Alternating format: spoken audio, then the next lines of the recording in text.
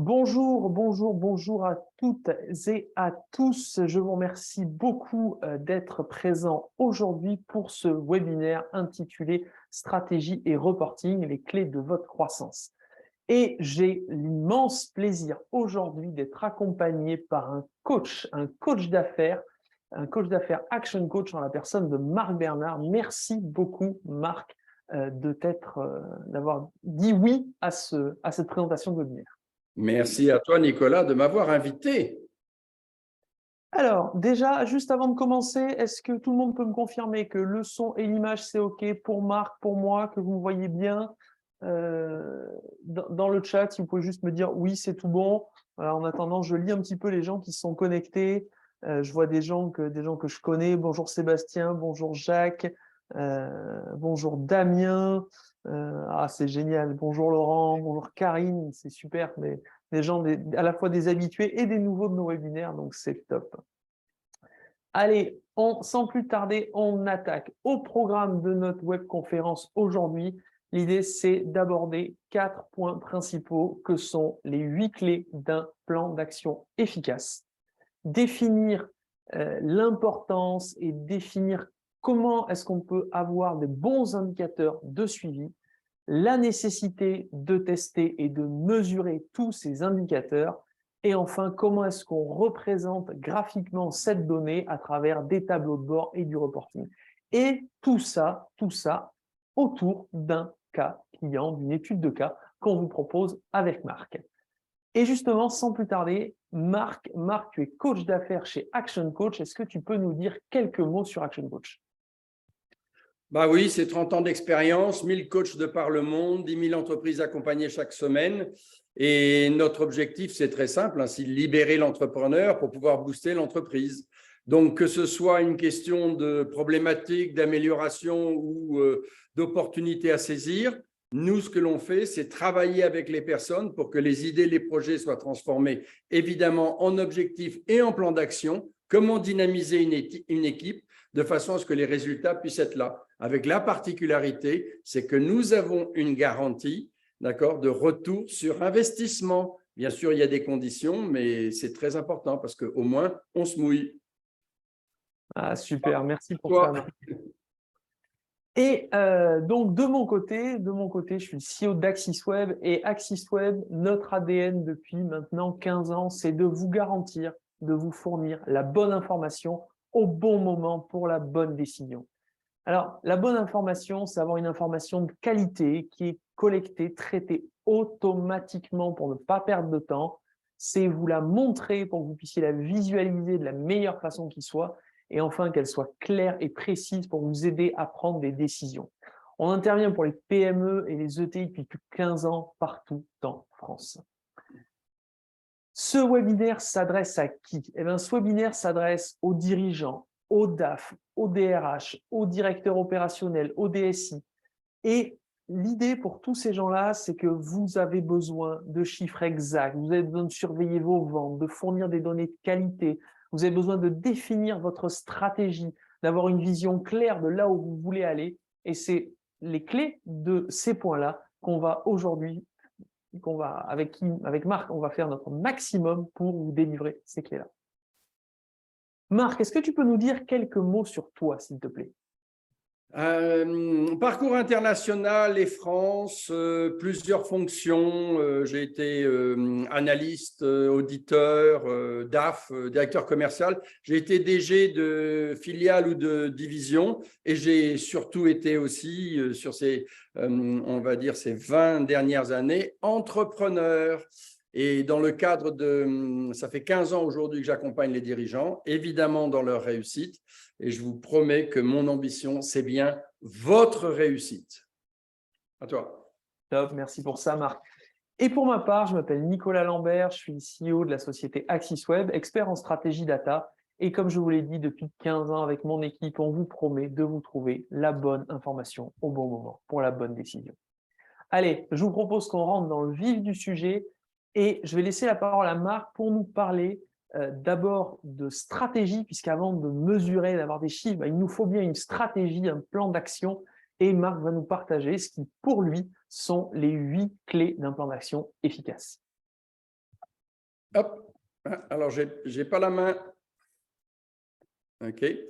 Donc, en fait, la particularité d'un plan d'action, c'est qu'effectivement, il vous faut des objectifs, savoir où vous voulez aller pour pouvoir décider des stratégies et des actions que vous allez entreprendre. Pour ça, vous allez avoir besoin de personnes. Est-ce qu'elles ont les compétences? Est-ce que vous avez le temps, le budget et le suivi? C'est de ça dont on va parler. Donc, je n'ai toujours pas la main. La partie suivante, s'il te plaît, Nicolas. On peut réessayer. Ouais, vas-y, réessaye. Non, tu Allez, vas... fonce en zoom. Des fois, ça marche, des fois, ça marche pas. OK. Les objectifs, c'est clair qu'il faut savoir quelle est la destination que vous voulez atteindre. Si vous savez quel est le port que vous voulez, ben voilà, ça y est, merci. Si vous avez en tête le port que vous voulez rejoindre, eh ben dans ce cas-là, quel que soit le vent, quelle que soit la marée, contre ou avec, vous y arriverez. D'accord? Et pour ça, on a deux types de méthodes. On peut travailler avec une méthode SMART qui est avec des objectifs qui sont spécifiques, mesurables, atteignables, réalisables et temporels, ou travailler avec un autre processus qui est une autre méthode où on travaille les objectifs et on essaie d'identifier quels sont les résultats attendus, key results en anglais, de façon à déterminer derrière les stratégies et les actions que l'on peut mettre en place.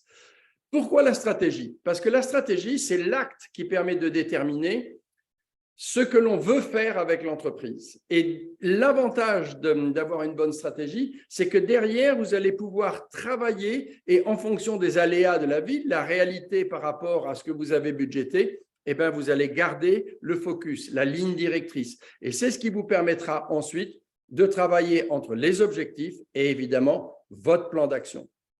Parce que le plan d'action, c'est ce qui est nécessaire pour se préparer, anticiper, organiser. Ce qui est clair, c'est que tout ce que l'on prévoit a des possibilités de se réaliser, pas forcément exactement comme vous l'avez prévu, mais vous serez mieux préparé parce que vous avez réfléchi à la chose, parce que vous avez pensé aux conséquences que ça allait avoir. Les résultats ne seront que meilleurs si vous êtes prêt. D'accord?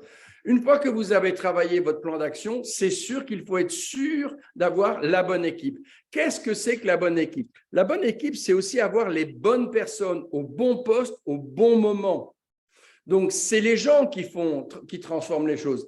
Vous vous rappelez, plan d'action, action, c'est les gens qui créent le résultat. Donc, travailler avec vos équipes, c'est aussi s'assurer que ces gens-là ont la bonne compétence. Mais c'est quoi la compétence? Est-ce que c'est simplement la compétence de faire? Est-ce que c'est avoir l'expérience? Est-ce que c'est aussi la compétence de mener un projet à bien, de mener des équipes à bien? Est-ce qu'il faut anticiper une formation pour que les actions soient bien faites? Est-ce qu'il faut avoir un accompagnement qui va et va? En fait, vous allez avoir un mix entre ces différentes choses-là. Et c'est là où intervient la notion du temps. Et quand je dis le temps, c'est oui, il faut que les personnes aient le temps de faire le travail. D'ailleurs, la problématique souvent qui se pose, c'est que les personnes font le travail, mais on oublie quel est leur travail quotidien. Si vous avez une action qui ne fait pas partie de la routine, attention, il y a quelqu'un qui doit s'assurer de la routine que cette personne peut-être ne pourra pas faire. Donc, attention à ça. Et la deuxième chose avec le temps, c'est le temps de l'action. Une action, ce n'est pas instantané. Une action, ça se prépare aussi. Si vous voulez avoir des produits que vous vendez, eh bien, il faut les produire avant et peut-être que même avant, il faut anticiper dans les commandes pour pouvoir avoir la matière première. Et si vous voulez vendre des services, est-ce qu'ils sont prêts? Est-ce que vous avez toute la document nécessaire pour que le service puisse être tenu? Est-ce que vous avez pensé au SAV après? Voilà, le temps, c'est aussi un bon moyen d'analyser l'interface et l'interaction entre les différentes actions pour être sûr que dans votre plan, vous avez prévu ce qui peut se passer.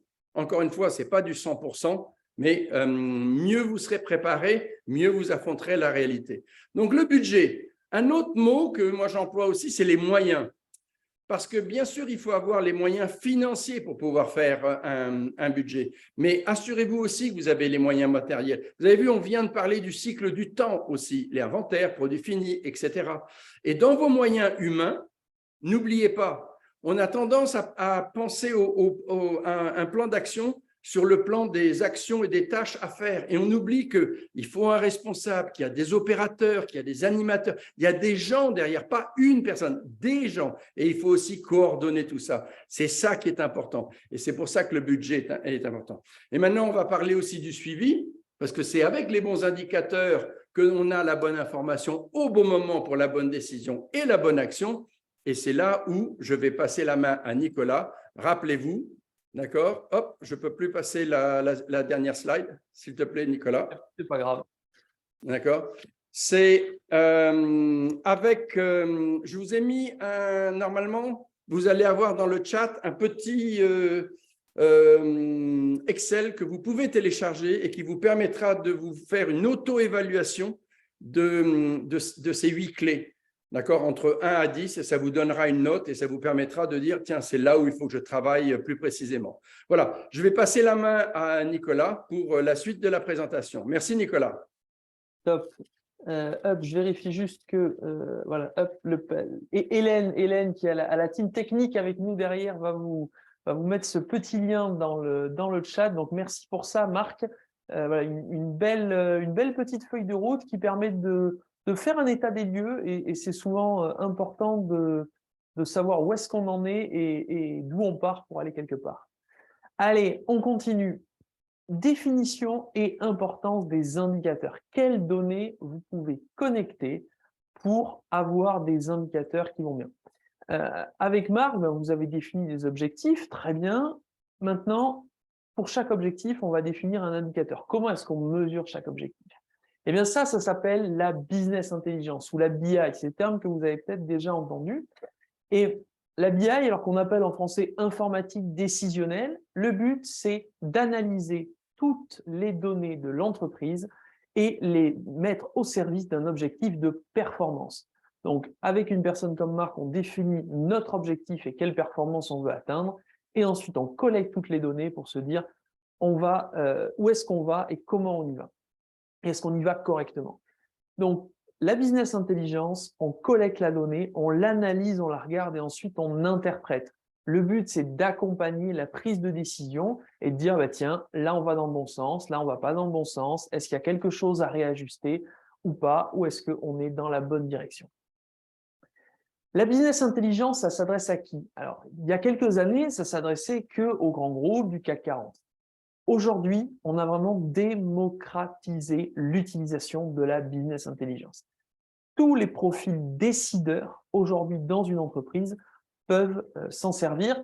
Et j'ai même discuté il y a encore récemment avec un coach d'entreprise qui me disait, pour lui, il faut que chaque personne dans l'entreprise ait son KPI, son indicateur. Donc, on pourrait même descendre à quel est l'indicateur de chaque personne et de chaque service. Quels bénéfices on peut tirer de la BI? On peut tout à fait accélérer des prises de décision. Quand vous avez une décision à prendre, il vous faut des informations. Les informations, vous les avez tout de suite, immédiatement. Vous prenez votre décision, vous avancez. Ça permet d'améliorer les process en place. On a un process, on mesure chaque étape et on essaye d'améliorer chaque étape. On peut détecter des pistes d'économie, des opportunités de chiffre d'affaires. On peut fournir une vue d'ensemble à l'entreprise et vraiment savoir où on va. On peut garder une longueur d'avance sur la concurrence et même mieux connaître son marché. Où est-ce qu'on la collecte, cette donnée, et pourquoi et pour en faire quoi? On peut la collecter partout. Vous avez tous et toutes, quelle que soit la taille de votre entreprise ou quelle que soit la taille de votre entité, vous avez tous une multitude de logiciels. Vous avez tous un logiciel qui gère vos ventes, un logiciel qui gère votre comptabilité, un logiciel qui gère votre marketing, votre logistique, les RH. Tout ça, ce sont des données et c'est une vraie mine d'or que vous devez d'exploiter. On peut l'avoir dans la finance pour aller faire des reportings financiers, de l'analyse budgétaire, de la détection de points de bascule, de la valorisation de coûts. Tout ça, c'est vraiment des choses que vous pouvez et que vous devez d'aller chercher. Dans le commerce, on peut analyser des ventes, visualiser des marges, trouver les meilleurs clients pour peut-être faire des actions spécifiquement sur ces meilleurs clients-là. On peut, côté marketing, faire de la segmentation client, de l'analyse de marché, de la visualisation de répartition de produits. Tout dépend de qu'est-ce que vous avez décidé dans votre stratégie. Une société de logistique ou une société qui a un service logistique peut améliorer ses stocks. Tout chef d'entreprise, et je sais qu'on a Damien aujourd'hui, que je connais très bien, qui a un gros stock de matériel. Tout chef d'entreprise sait que le stock, c'est vraiment un point où on peut avoir beaucoup de trésors immobilisés et il faut le suivre, il faut savoir exactement quelle est la valeur de notre stock et comment on l'anticipe. La partie RH, comment est-ce qu'on peut suivre des ressources? Est-ce que les notions de parité, qui est un sujet très important aujourd'hui en fonction des salaires, etc., sont bien respectées? Les analyses de la masse salariale? Et enfin, tous les indicateurs que l'on peut avoir autour des réponses stratégiques que l'on cherche à définir dans l'entreprise. L'évolution de marge, les réductions de coûts, les développements de portefeuille client, etc. Toutes ces données-là, elles sont là, vous devez de les exploiter.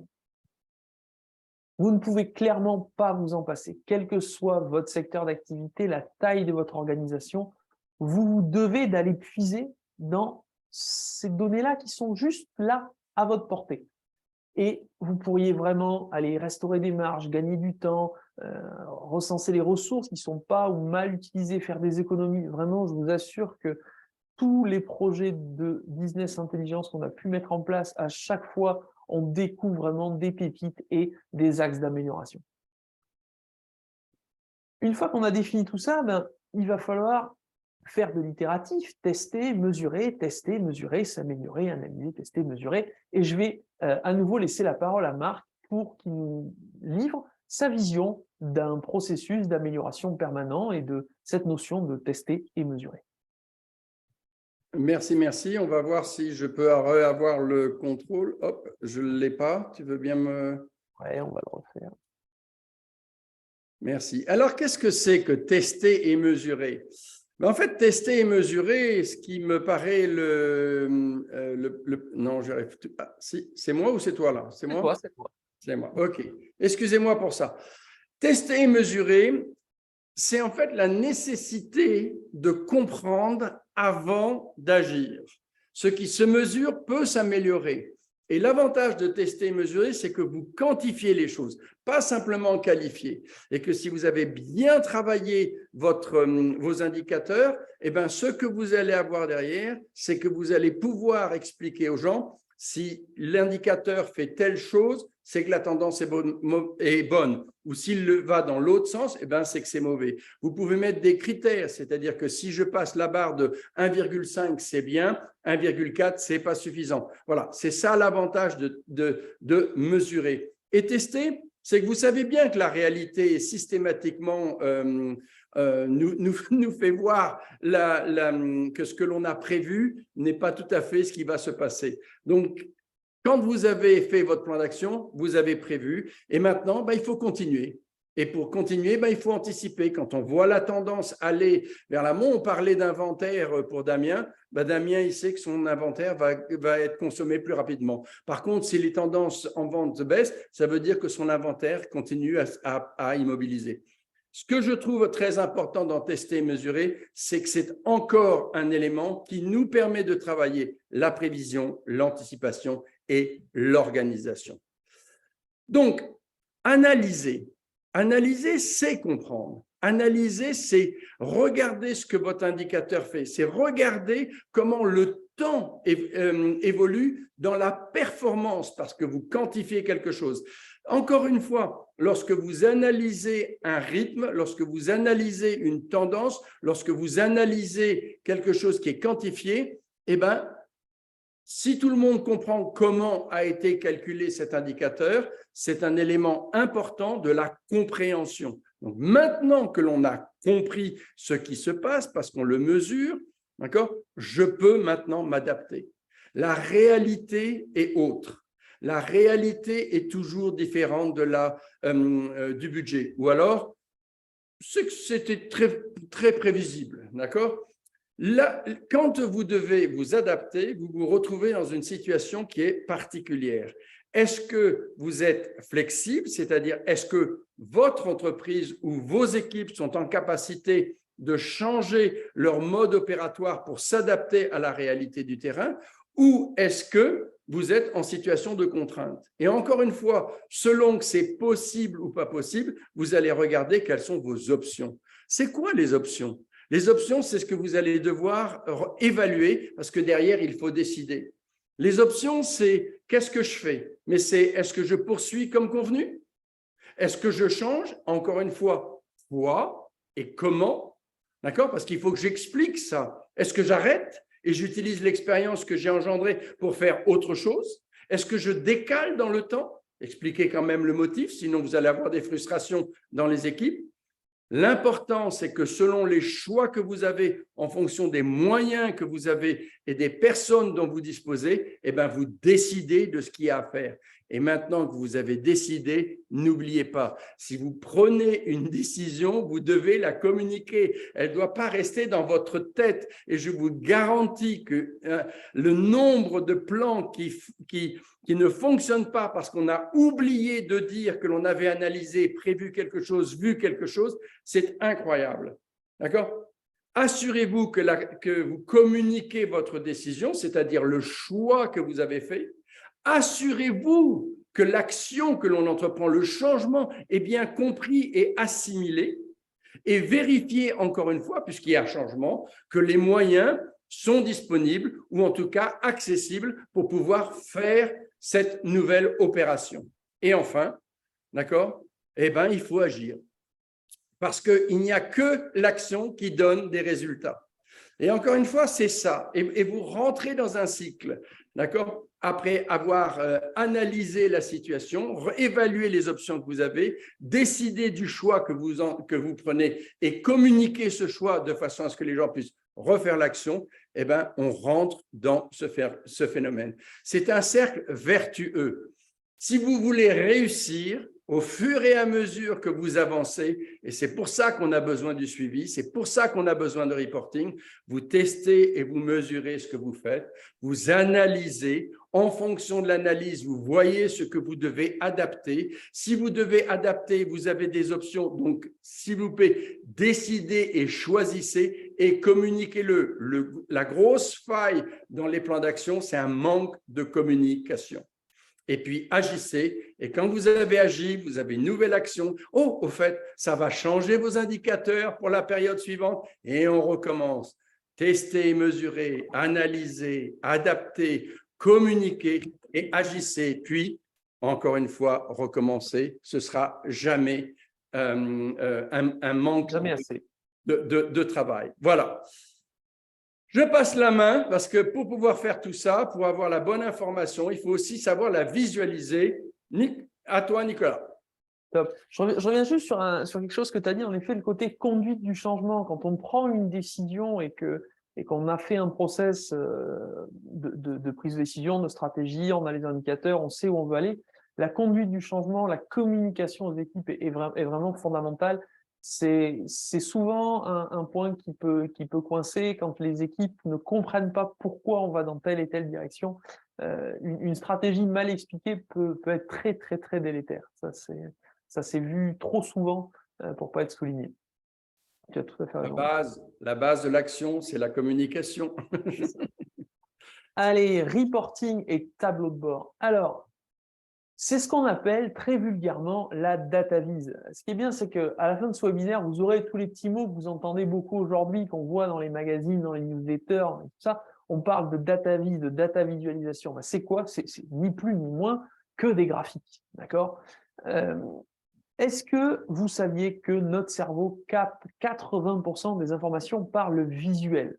Ben, concrètement, la data visualisation, c'est ça. Son but premier, c'est d'éclaircir les données en lui donnant un aspect plus ergonomique qu'un tableur rempli de chiffres.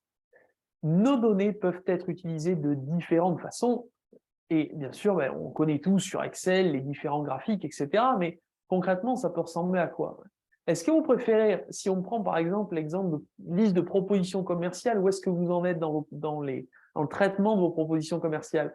Vous préférez un tableau comme ça, où pour chaque mois, on a le nombre, celles qui sont signées, encore ouvertes, etc., etc. Ou est-ce que vous préférez un graphique qui vous explique clairement là où vous en êtes et où vous voyez l'évolution potentielle de vos propositions commerciales signées et validées?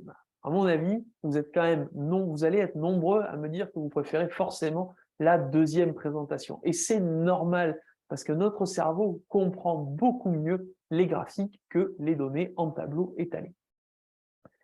Des logiciels de data visualisation, il y en a énormément. Alors, un que je n'ai pas cité, mais qu'en fait on a sous la main assez facilement, c'est Excel. Hein. On a déjà tous fait des graphiques, des tableaux sur Excel, et une fois qu'on a rentré nos données, on fait notre petit histogramme, et voilà.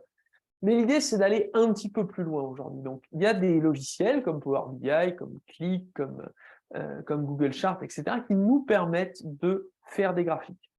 Quel que soit votre choix, si vous voulez vous lancer là-dedans, il faut que ce soit un logiciel pratique, simple à prendre en main et surtout connectable à de multiples sources de données. Pourquoi?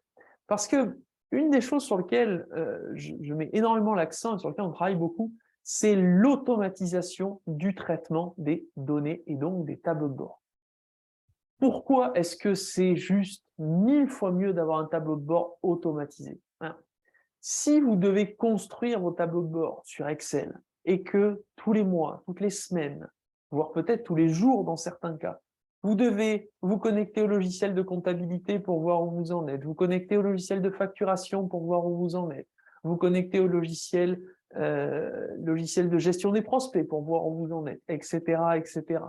Et que toutes les informations sont recopiées manuellement une par une dans cet Excel, clairement, vous y perdez un temps monstrueux. Mais au-delà de la perte de temps, vous perdez surtout en qualité de l'information, parce qu'il y a forcément des erreurs qui sont faites.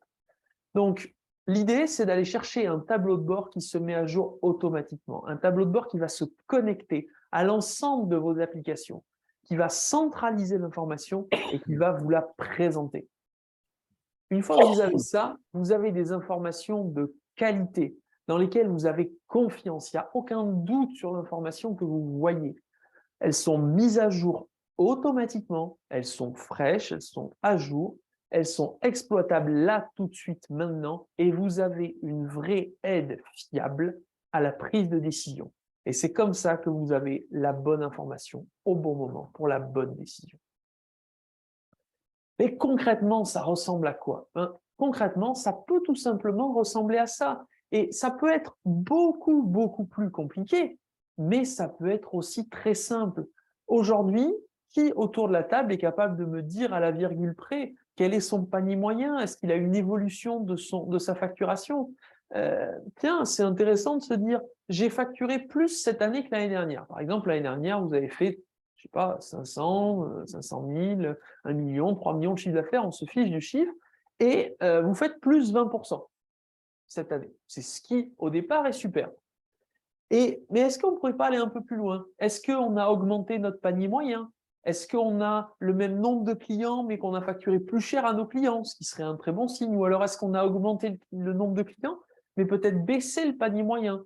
Est-ce que c'était voulu? Est-ce que c'était pas voulu? Est-ce que c'était quelque chose qu'on avait décidé dans notre stratégie avec Marc, par exemple? Est-ce qu'on voulait augmenter de 20% le chiffre d'affaires, mais en facturant moins à plus de clients? Est-ce que c'est vraiment ça le but? J'en sais rien. Tout dépend de la stratégie que vous mettez en place, mais vous devez la mesurer. Est-ce qu'on a une répartition de nos secteurs d'activité équivalent entre, par exemple, la santé, l'agriculture, le BTP, etc. Ou alors est-ce qu'on a des secteurs qui prennent plus de place dans notre chiffre d'affaires? Et on peut aller plus loin, on peut croiser des informations. Est-ce que notre panier moyen est le même en santé qu'en artisanat? C'est vraiment des bonnes questions à se poser et c'est des informations qu'on peut aller chercher. Est-ce que l'origine commerciale des prospects, est-ce qu'il y a une méthode d'obtention des prospects qui marche peut-être mieux qu'une autre et peut-être mieux pour un secteur, pour un panier moyen?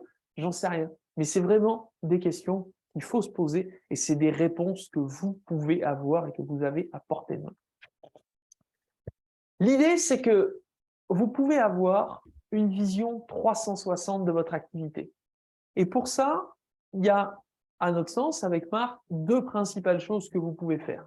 La première, c'est un bilan d'opportunité. Et ça, je vais laisser Marc vous en parler. Et la deuxième, c'est un audit de vos données. Marc, est-ce que tu peux nous parler du bilan d'opportunité?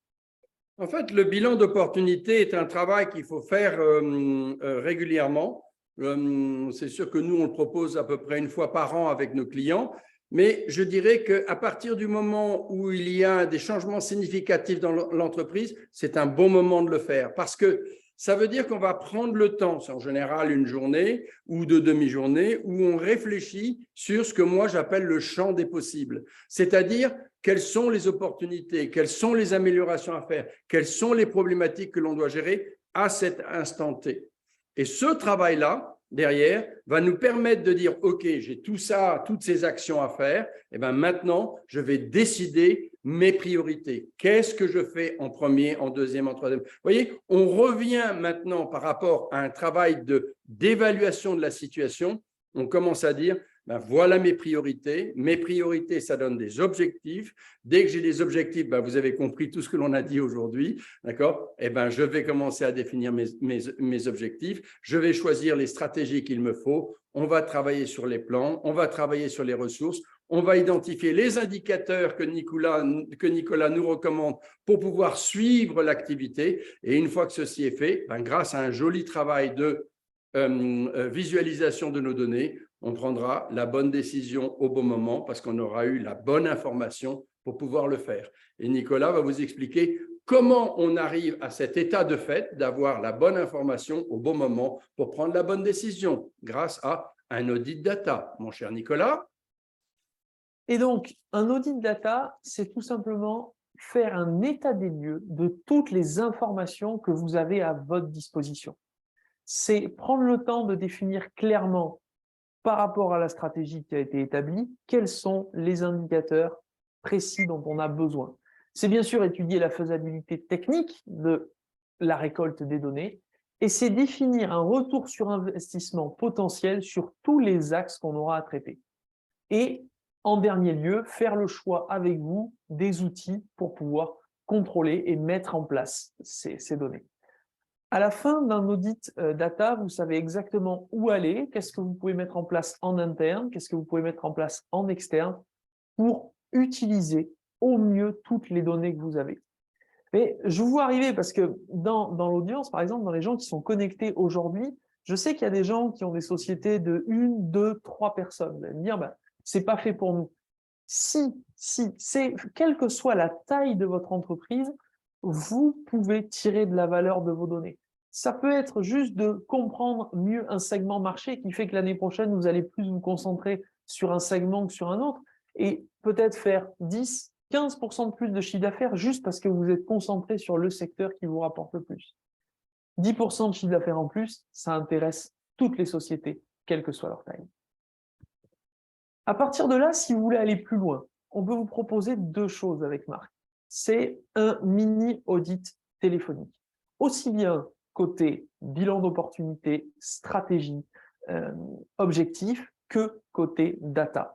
Juste après, vous aurez deux QR codes que vous pourrez, si vous le souhaitez, utiliser pour prendre des rendez-vous avec nous.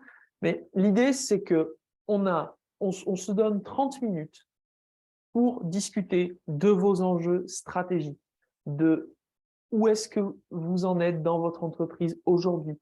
On se donne le temps de comprendre votre métier, de comprendre votre environnement et on vous garantit qu'on va forcément trouver au moins une piste d'amélioration dans cette discussion.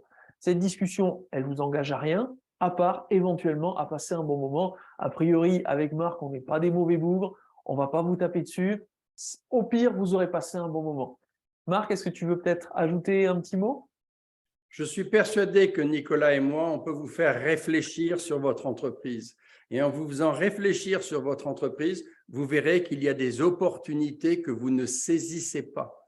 Et c'est quand même intéressant à partir du moment où on les a identifiées ensemble, de se dire « Ah, ça vaut peut-être le coup d'aller travailler plus en profondeur parce que s'il y en a une, il y en a encore bien d'autres. » On est d'accord. Et surtout, vous n'avez absolument rien à perdre.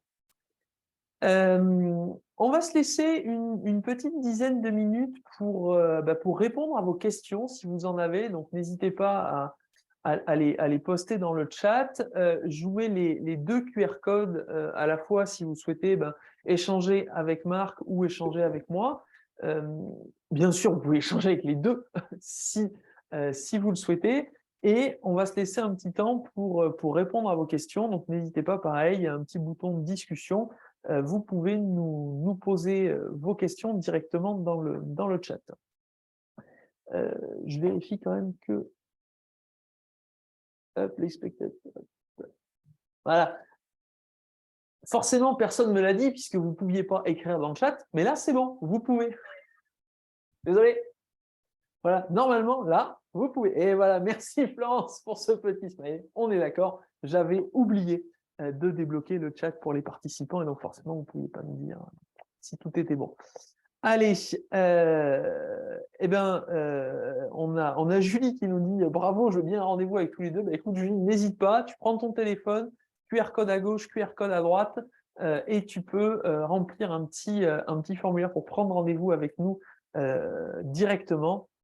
Bonjour Damien, bonjour Seb, merci pour ce complément. Seb qui nous dit toujours au top. Écoute, on essaye, on fait notre maximum pour être au top.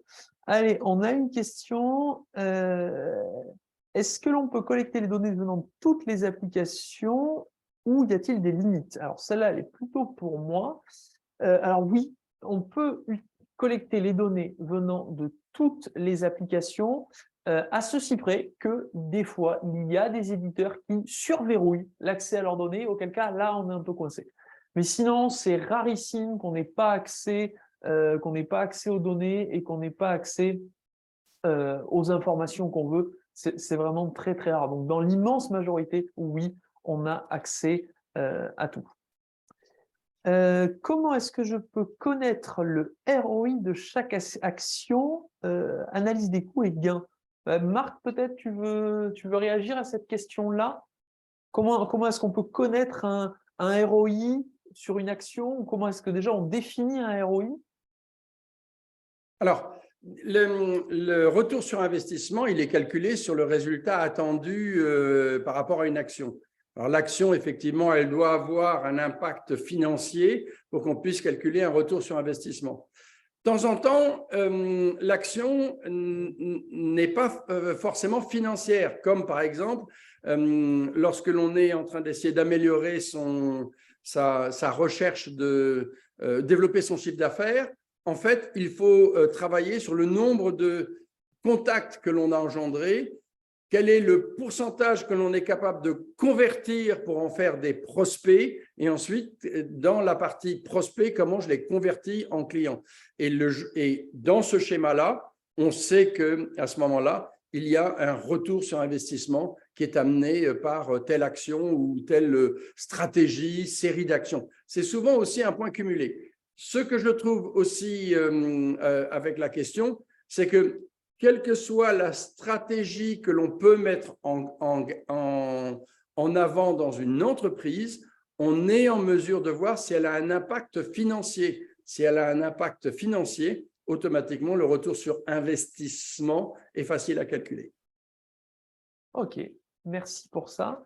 On a Florence qui nous dit merci, c'était très intéressant. Merci à toi, Florence, d'avoir suivi. Marc, quels sont les autres types d'objectifs versus les objectifs SMART? Est-ce qu'éventuellement, tu veux… Quand j'avais parlé de OKR. Oui, éventuellement, peut-être. Non. En fait, je sais que tu l'aimes bien, celui-là. Je sais que tu l'aimes bien, OKR. Oui.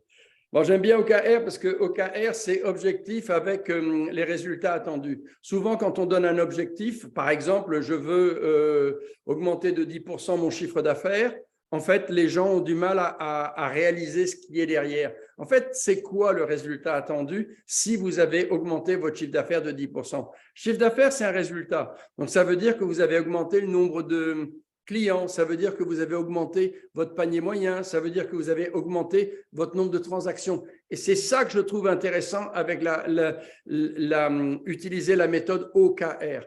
Quand on travaille la méthode OKR, lorsqu'on s'est donné un objectif, on dit « Ok, d'accord, cet objectif-là, si je l'atteins, qu'est-ce qui se passe dans mon entreprise ?»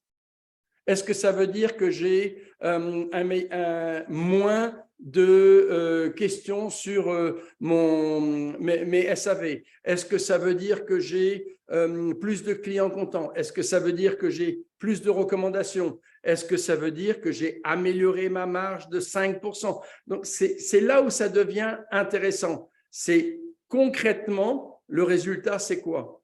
Quand vous dites, et là je viens de donner un objectif avec 5% d'amélioration de marge, concrètement, c'est quoi? Vous avez augmenté vos prix, vous avez fait baisser le coût, vous avez amélioré votre efficacité sur la ligne. Pensez comme ça. Quand vous êtes en capacité à prendre un objectif et à le transformer en un résultat d'action dans l'entreprise et non pas simplement un résultat financier comme je viens de le faire, 5% d'amélioration de marge, est-ce que c'est X% d'augmentation des prix, X% d'économie sur les coûts, X% d'amélioration d'efficacité sur une ligne? Ça peut même être une diminution des pertes sur de la production. Ça peut être des économies de dépenses parce que vous faites un séminaire en ligne au lieu de faire un séminaire dans un hôtel. Voilà, tout ça. D'accord? Quand vous transformez votre objectif en résultat, mais en action, d'accord, de comment ça transforme votre entreprise, voilà en quoi les OKR par rapport à Smart, d'accord, sont un avantage. Okay, merci pour ça, Marc. On avait une question de Damien. Alors, éventuellement, Damien, si tu as un micro pas loin, je voudrais bien te donner la parole et que tu puisses nous poser ta question en live pour bien la préciser. Si tu es OK, mets-le dans le chat. Mais tu nous disais, est-ce que vous pouvez évaluer le risque opérationnel d'un changement des systèmes d'information par rapport au niveau RH des effectifs? Donc, j'aurais bien voulu une ou deux précisions, mais je pense que c'est derrière. Est-ce qu'il faut définir à l'avance, se dire, est-ce que tout le monde est au niveau ou est-ce qu'il faut faire progresser les équipes avant? Tu me feras penser il y a une remarque de Jacques Guibert que je Ouais, vais on va répondre. y venir. De toute façon, même si on arrive à la fin du chrono, on va continuer. Mais bien sûr, on répondra à Jacques. Yes, up. Allez, Damien, où es-tu? Up. Voilà, normalement, tu as le droit de parler. Tu m'entends?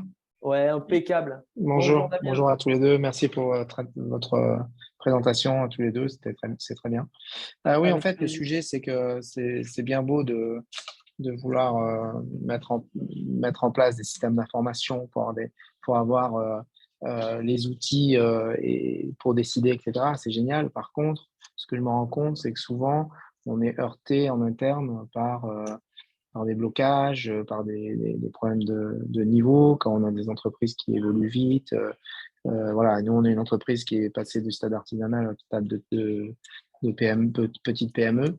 Et c'est vrai que là, on est en pleine réflexion sur justement l'organisation et sur les systèmes d'information et sur nos outils qui sont à repenser. Donc, on travaille avec AxisWeb sur le sujet.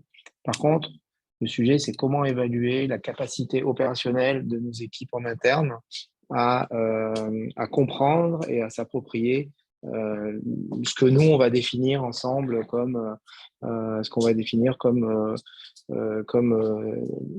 des outils, enfin des nouveaux outils à développer, en fait. Voilà. Et en fait, je pense que j'aimerais pouvoir évaluer ce risque opérationnel qui est tant sur la capacité des équipes à intégrer, c'est la conduite du changement en fait, hein, à intégrer les nouveaux outils ou la nouvelle organisation, les nouveaux process qui dans le cadre de leur mission actuelle qui sont déjà très chargées. Et on voit bien aussi la limite à un moment donné pour intégrer, il faut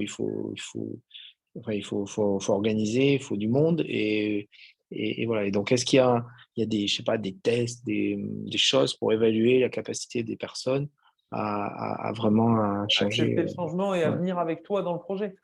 Marc, est-ce qu'éventuellement tu aurais un petit partage d'expérience là-dessus?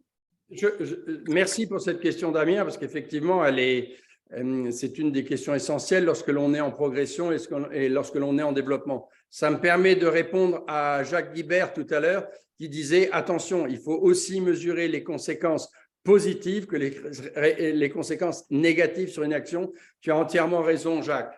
Alors, Damien, évaluer les compétences des personnes, c'est évidemment, il y a des outils pour faire ça. Il y a des protocoles d'évaluation de connaissances. Tout ça, ça existe. La question que je me poserai dans votre cas, c'est aussi, est-ce que les nouvelles attentes que vous avez en termes de compétences et de développement, est-ce que c'est quelque chose qui est assimilé par les personnes? Parce que dans ce cas, évidemment, il faudra intégrer un temps de formation et de pratique pour que les gens soient performants avec les nouveaux outils. La deuxième chose qui est, à laquelle j'ai pensé, c'est que quand on progresse, en général, que l'on avance et qu'on le fait avec une capacité financière, je dirais, avec de la marge, hein, avec du profit, ce qui est intéressant, c'est que ce développement permet de financer ces actions de formation et de préparer les gens aussi à la demande future. Troisième chose à laquelle je pensais, c'est quel est le processus d'intégration des personnes dans le cadre de l'évolution des outils, des applications dans l'entreprise. Parce que plus les gens sont inclus, on sait que moins on aura de résistance. Alors, le changement, il y a quand même le côté réfractaire pour ensuite revenir sur quelque chose qui est plus… pour revenir dans la performance. Alors, pour répondre à la question, Damien, oui, il existe des protocoles pour évaluer les compétences des gens. Souvent, moi, j'ai été confronté au fait que, de toute façon, on rentrait dans une dimension que les gens ne connaissaient pas et il fallait donc les préparer, les former et les mettre en situation de pratique pour qu'ils assimilent les nouveaux. Et souvent, plus on les intègre, plus ils ont aussi des idées, parce que comme eux sont dans la partie opérationnelle, eh ben, ils complètent la partie stratégique que vous devez avoir, Damien. Voilà la réponse. Je ne sais pas si ça répond à votre question. Tout à fait. Merci beaucoup, Marc. C'est très clair et ça répond tout à fait à ma question et à mes interrogations. Merci beaucoup, en tout cas. Top. Merci beaucoup, Damien. Marc, tu voulais également revenir sur une partie de la question de Jacques? Oui, parce que Jacques dit, c'était ce que moi j'appelle une remarque de bon sens. Il faut quand même faire très attention. Là, on parle… Juste parce que les gens ne voient pas Alors, voilà. Il peut être possible de ne pas augmenter le CA si le résultat net n'est pas conforme au résultat attendu. Et en fait, la discussion avec Jacques était au travers du fait que si les indicateurs ne montrent pas la bonne direction, il faut arrêter la ligne du haut. D'accord? Parce que si on continue, on ne fait que creuser le trou. D'accord? Donc, c'était ça la précaution à avoir. Donc, c'est intéressant de mesurer aussi bien les conséquences positives que les conséquences négatives d'une action, bien entendu. Je suis entièrement d'accord avec le message de Jacques. Ok, top. Merci. D'ailleurs, Nicolas, c'est ce qui permet d'anticiper. C'est ce qui permet de prévoir. C'est ce qui permet de s'adapter. Quand Jacques nous dit de faire attention à ça, il nous rappelle que du coup, nous sommes maîtres de l'action suivante. Oui, tout à fait. C'est essentiel dans la gestion de l'entreprise. Essentiel. Merci, Jacques. Totalement. Je crois qu'on a fait le tour des questions. Je relis rapidement. Ah non, il en restait juste une de Florence. Merci Marc pour ces précisions donc de la question de tout à l'heure. Nicolas, quelle est la fréquence d'analyse des data que tu recommandes? Alors clairement, on va pas tourner autour du pot. On pourrait discuter, ah ouais, mais cette donnée-là, peut-être que toutes les semaines ça suffit, machin. En fait, quand on rentre dans un process d'automatiser la collecte de la donnée pour avoir des tableaux de bord, on se fiche de savoir tous les combien de temps on l'exécute. Tout simplement, on va collecter les données tous les jours pour mettre à jour les tableaux de bord tous les jours. Que les données bougent ou bougent pas, c'est pas très grave. Vu que le système est en place, ça coûte pas plus cher d'exécuter la mise à jour tous les jours que de l'exécuter toutes les semaines ou tous les mois. Donc, la collecte et la mise à jour des tableaux de bord, c'est tous les jours, minimum. Par contre, tous les combien on va réanalyser ces données, ben ça, c'est plutôt une question de stratégie et une question de qu'est-ce qu'on mesure. Il y a des données qui peuvent être suivies une fois par mois, comme la croissance du chiffre d'affaires, etc. Mais il y a peut-être des données qu'il faut suivre au quotidien, tous les 2 ou 3 jours maximum, comme le traitement des propositions en cours, le traitement des devis, le traitement des leads en cours, etc. Ça, c'est des choses qu'il faut faire tous les jours. Donc, je dirais que la technique aujourd'hui permet de collecter et de mettre à jour quotidiennement, voire toutes les heures, même dans certains cas, les données. Et après, en fonction de chaque donnée, on ira les regarder plus ou moins régulièrement. Voilà, j'espère que ça répond, Florence, à votre… Est-ce que je peux ajouter une petite remarque, Nicolas?